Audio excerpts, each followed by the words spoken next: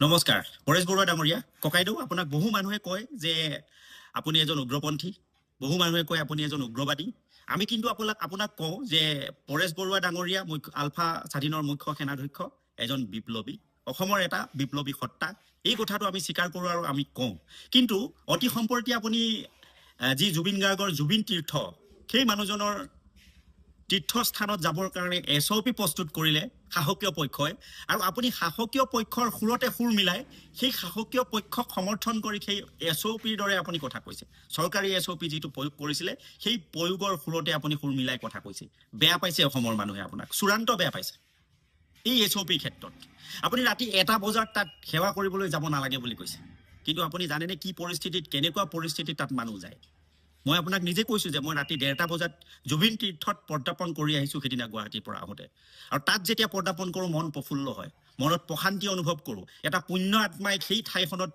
সেই ঠাইখিনিত যেন বাস কৰি আছে আৰু সেই আত্মাটোক দৰ্শন কৰি অহাৰ নিচিনা লাগে গতিকে তাৰ কাৰণে আমি জুবিন তীৰ্থত এবাৰ পৰ্দাপন কৰি আহিব বিচাৰো আৰু আমাৰ দৰে বহু মানুহ তাত পৰ্দাপন কৰি আহিব বিচাৰে 10 জন মান চাইকেল আৰোহী লগ পালো ৰাতি 1 বজাত লগ পালো মানে আমি যেতিয়া কি তাৰ পৰা ওলাই আহিব বিচাৰিছো খুজিছো সেই সময়ত 10 জন মান চাইকেল আৰোহী তেওঁলোকে চাইকেলৰ কেৰিয়াত ইফালে 10টা নাহৰ পুলি বাওঁফালে 10টা নাহৰ পুলি সোঁফালে 10টা নাহৰ পুলি প্ৰতিজন আৰোহীয়ে নাহৰ পুলি আৰু চাইকেলত এখন এখন পতাকা জয় জুবিন জাষ্টিস ফৰ জুবিন দা জয় জুবিন দা এনেকুৱা লিখা পতাকা তেওঁলোকে লৈ আহি আছে চাইকেলত লৈ আহিছে আৰু তাত 1:30 বজাত তেওঁলোক আহি উপস্থিত হৈছে তেওঁলোকক সুধিলো তেওঁলোক ক'ৰ পৰা আহিছে তেওঁলোকে কৈছে যে তেওঁলোক গোলাঘাটৰ পৰা আহি আছে কোনোবা বোকাখাটৰ পৰা আহি আছে সেই মানুহখিনি গৈ 1:30 বজাত গৈ সেই জুবিন তীৰ্থত উপস্থিত হৈছেগে যদি SOP প্ৰয়োগ কৰি দিয়া হয় সেই মানুহখিনি কিমান মনত হেপাহ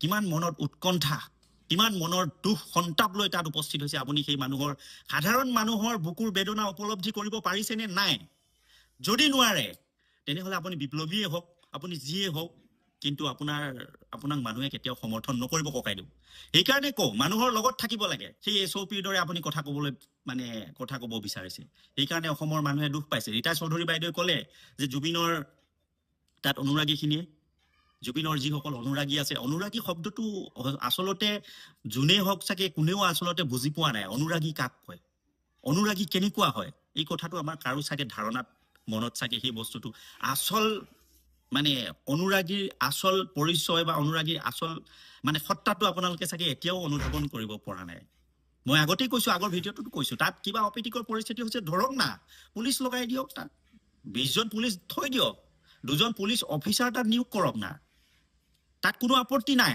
তাত যদি মদ খাই কোনোবাই মাতালামি কৰে তেনেহলে তাক এৰেষ্ট কৰাত আমাৰ অসমৰ মানুহে কোনো এটা সিঙ্গল মানুহে তাত আপোনালোকক বাধা নিদিয়ে তাত এৰেষ্ট কৰাৰ ক্ষেত্ৰত তাত 99.9% মানুহে খুব ভদ্ৰ খুব নম্ৰ আৰু জুবিন গাৰ্গৰ সঁচা অনুৰাগী কোনোবা হয়তো 0.1% কেতিয়াবা হয়তো অপ্ৰীতিকৰ পৰিস্থিতি সৃষ্টি কৰিছে গতিকে তাত CC কেমেৰা আছে কেমেৰা চাই যিখিনি অপ্ৰীতিকৰ পৰিস্থিতি সৃষ্টি কৰিছে তেওঁলোকক ধৰি কাৰাগাৰত পঠাই দিয়ক পোটাখালত পঠাই দিয়ক তাততো আমাৰ কোনো কাৰো আপত্তি নাই মই কৈছো আমি কৈছো অসমৰ ৰাইজে কৈছে যে পঠাই দিয়ক কোনোবাই মদ খাই মাতলামি কৰিছে কোনোবাই তাত অপ্ৰীতিকৰ পৰিস্থিতি সৃষ্টি কৰিছে পঠাই দিয়ক তাততো কোনো আপত্তি নাই আৰু তাত লাউড সাউন্ডো ৰাতি 11 বজাৰ পিছত লাউড সাউন্ডো বন্ধ কৰি দিয়ক তাতো আমাৰ আপত্তি নাই তাত যিবিলাক মাইক বাজে বা ডাঙৰ সাউন্ডো তাত বন্ধ কৰি দিয়ক 11 বজাৰ পিছত মুখ্যমন্ত্ৰী ডাঙৰীয়াই কৈছে যে ওচৰৰ মানুহৰ অসুবিধা হৈছে হুলস্থুল হৈছে হয় শব্দ প্ৰদূষণটো হ'ব পাৰে কথা নাই তাত হ'ব পাৰে নোহোৱাকে থাকিব নোৱাৰে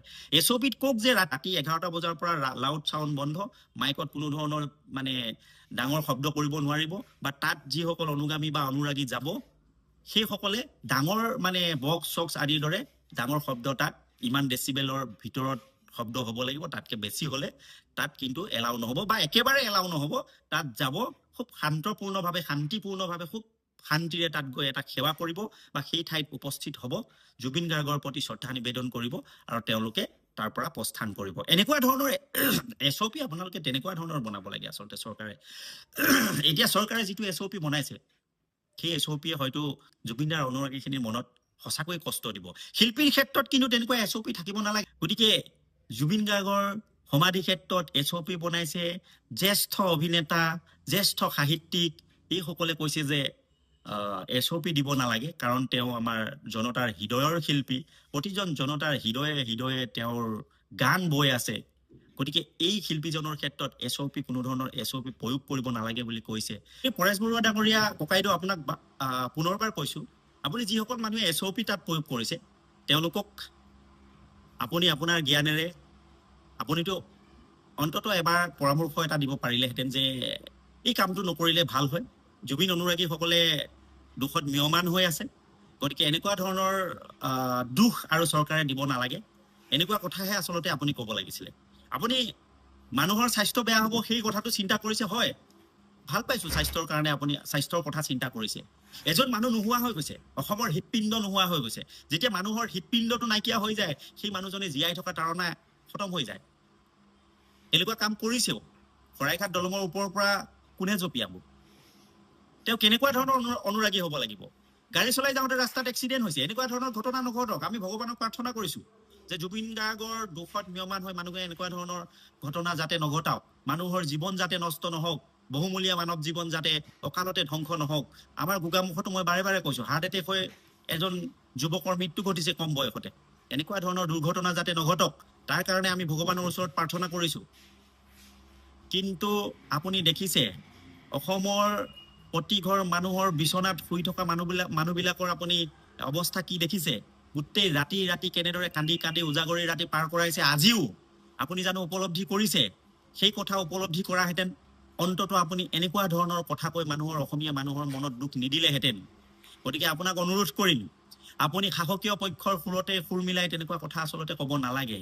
আপুনি ক'ব লাগিছিলে যে অসমৰ যুৱ প্ৰজন্মক ধ্বংস কৰিছে মদে। মুখ্যমন্ত্ৰী ডাঙৰীয়া, আপোনাক অনুৰোধ জনাইছো, আপুনি মদ বন্ধ কৰক।